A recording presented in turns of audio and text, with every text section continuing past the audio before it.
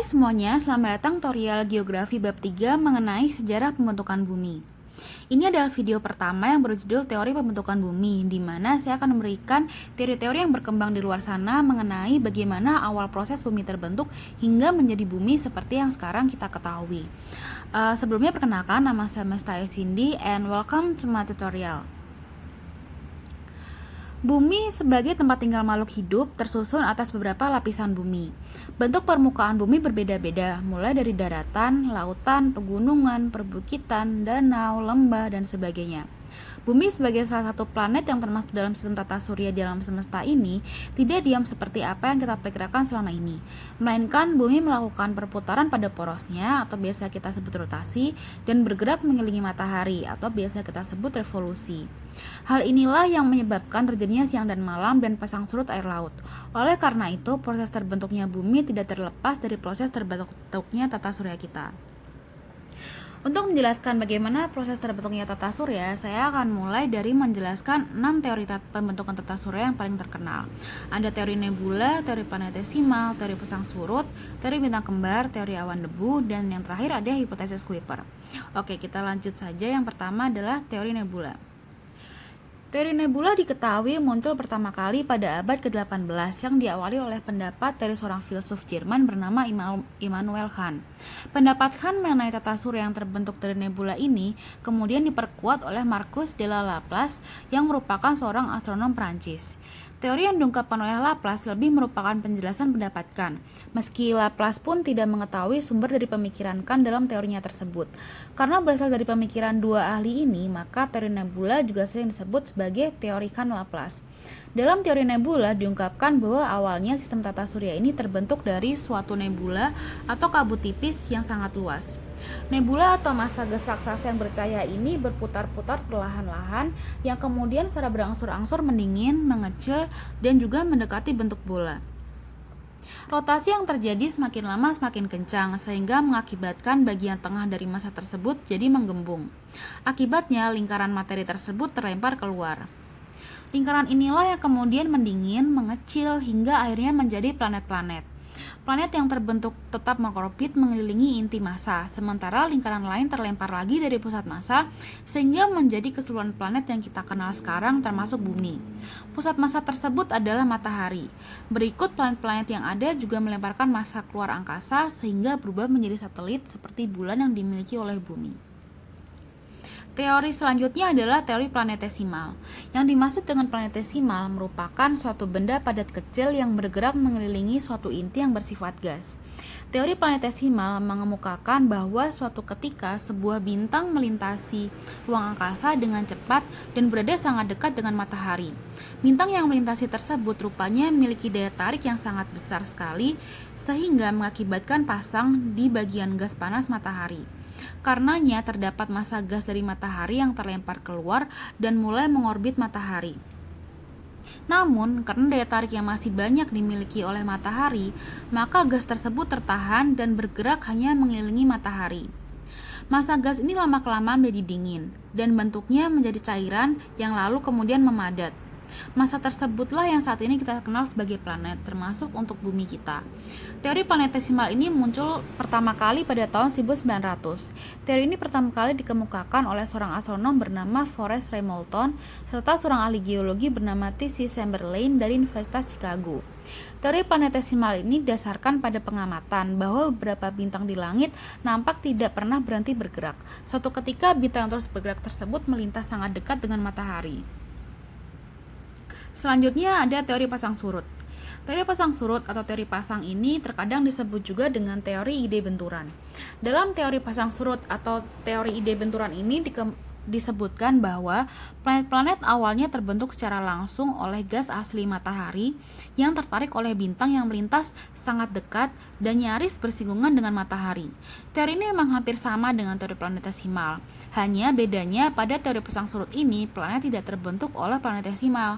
Teori ini menyebutkan bahwa saat bintang berada sangat dekat dengan matahari, ada tarikan gravitasi yang menyedot filamen gas yang berbentuk cerutu panjang. Filamen ini membesar di bagian tengah dan mengecil di kedua ujungnya. Dari filament inilah kemudian terbentuk sebuah planet. Pendapat ini dicetuskan pertama kali oleh Sir James Jeans dan Sir Harold Jeffrey dari Inggris pada tahun 1918. Jeans dan Jeffrey beranggapan bahwa kelahiran tata surya adalah suatu peristiwa langka, sebab peristiwa ini terjadi saat matahari nyaris bersinggungan dengan sebuah bintang. Peristiwa yang menyebabkan lidah matahari jadi terbentuk seperti cerutu ini juga menjadi penjelasan logis tentang ukuran planet yang berbeda satu sama lain. Selanjutnya ada teori bintang kembar. Teori bintang kembar ini mengemukakan bahwa mulanya matahari merupakan bintang kembar yang mengelilingi sebuah medan gravitasi. Tapi ada sebuah bintang yang menabrak salah satu bintang kembar tersebut dan mungkin menghancurkannya. Bintang yang hancur tersebut lantas berubah menjadi massa gas yang berputar-putar. Karena terus berputar, maka massa gas itu berubah menjadi dingin dan membentuk planet-planet. Sementara satu bintang lainnya yang bertahan menjadi pusat tata surya yang kita kenal sebagai matahari.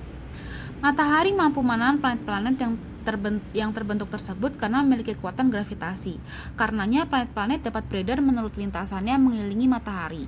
Karena anggapan pembentukan tata surya ini karena adanya suatu benturan, maka itu sebabnya teori ini juga dikenal sebagai teori ide benturan. Teori ini dicetuskan oleh R.A. Lytton yang merupakan seorang astronom. Ia melakukan modifikasi terhadap teori benturan yang sebelumnya pernah ada. Namun, teori yang diungkapkan Lytton ini dianggap memiliki penjelasan yang lebih baik mengenai asal-mula tata surya berdasarkan teori benturan. Teori selanjutnya adalah teori awan debu. Teori awan debu mengungkapkan bahwa calon tata surya awalnya adalah awan yang sangat luas. Awan ini terdiri dari debu dan gas kosmos yang diperkirakan berbentuk seperti sebuah piring. Namun, terdapat ketidakteraturan dalam awan tersebut yang menyebabkan terjadinya perputaran gas sehingga debu yang berputar berkumpul menjadi satu. Sementara debu dan gas ini terus berputar, awan pun menghilang. Lalu, partikel-partikel debu yang keras saling berbenturan, melekat, dan berubah menjadi planet. Lalu, berbagai gas yang di tengah awan berkembang menjadi matahari. Teori awan debu ini dicetuskan oleh Fred E. Whipple yang merupakan seorang astronom asal Amerika Serikat. Jika ditelusuri dari prosesnya, teori ini seolah merupakan pengembangan teori nebula. Selain apa yang diungkapkan oleh Fred L. Whipple, ada juga astronom Inggris bernama Fred Hoyle dan astronom Swedia bernama Hannes Alfvén yang mengungkapkan teori yang serupa dengan teori awan debu. Mereka berpendapat bahwa pada mulanya matahari berputar dengan sangat cepat dengan piringan gas di sekelilingnya. Jika merujuk pada penelitian era modern, matahari dikatakan berputar-putar kira-kira 1 kali dalam 27 hari. Sementara perhitungan mutakhir juga menunjukkan bahwa matahari primitif berputar lebih cepat sehingga memungkinkan terlemparnya bahan-bahan yang kemudian membentuk planet. Hal inilah yang mendukung teori awan debu ini. Nah, selanjutnya yang terakhir adalah hipotesis Kuiper. Hipotesis ini dikemukakan oleh Gerard P. Kuiper yang hidup pada tahun 1905 hingga 1973. Karena masih berupa hipotesis dan belum dianggap sebagai teori yang memiliki dasar kuat, pendapat Kuiper ini lumayan jarang digunakan. Dalam hipotesis Kuiper dikemukakan bahwa alam semesta ini pada awalnya terdiri dari formasi bintang-bintang. Lalu terdapat 2 pusat yang memadat dan berkembang dalam suatu awan antar bintang dari gas hidrogen. Satu pusat lebih besar daripada pusat lainnya. Satu pusat yang lebih besar ini kemudian memadat dan menjadi bintang tunggal yang kita kenal sebagai matahari. Dari sekian banyak teori mengenai pembentukan tata surya, kita dapat mengambil berbagai penjelasan secara umum mengenai sejarah pembentukan bumi sendiri. Permulaan terjadinya bumi merupakan sebagian dari gumpalan gas dari matahari. Gumpalan gas yang besar tersebut selalu dalam keadaan berputar. Dikarenakan suatu hal, terlepaslah sebagian gumpalan ini, walaupun seolah-olah dicampakkan sangat jauh, tetapi gumpalan ini masih tetap berputar terus-menerus mengelilingi matahari. Gumpalan-gumpalan yang terpisah dan masih berputar tersebut setelah mengalami proses pendinginan akan menjadi padat. Itulah yang disebut planet-planet yang jumlahnya ada 8. Berturut-turut ada Merkurius, Venus, Bumi, Mars, Jupiter, Saturnus, dan Uranus.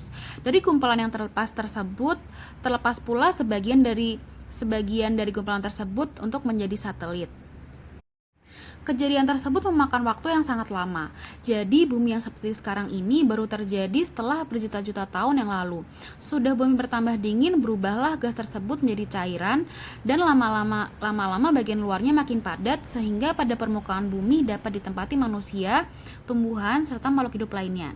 Lapisan kerak bumi paling luar memiliki ketebalan 1.200 km. Menurut ahli geologi, pada permukaan bumi ini terdapat berbagai oksida yang sebagian besar atau 60% berupa oksida silikon atau SiO2. Sudah bumi terbentuk bersama-sama planet lainnya, bahan-bahan yang lebih berat mengumpul dalam inti, sedangkan keraknya terdiri atas unsur-unsur silikon dan magnesium. Lebih ke dalam lagi, terdapat lapisan yang banyak mengandung unsur persenyawaan logam sulfida. Yang paling dalam adalah inti yang mengandung besi dan nikel. Tebal dari masing-masing bagian dapat diketahui dengan menyelidiki jalannya gelombang gempa, karena gelombangnya dibiaskan oleh lapisan tadi sesuai dengan kecepatan gelombang pada lapisan tersebut. Nah, sekian untuk penjelasan kali ini, and see you on the next lesson.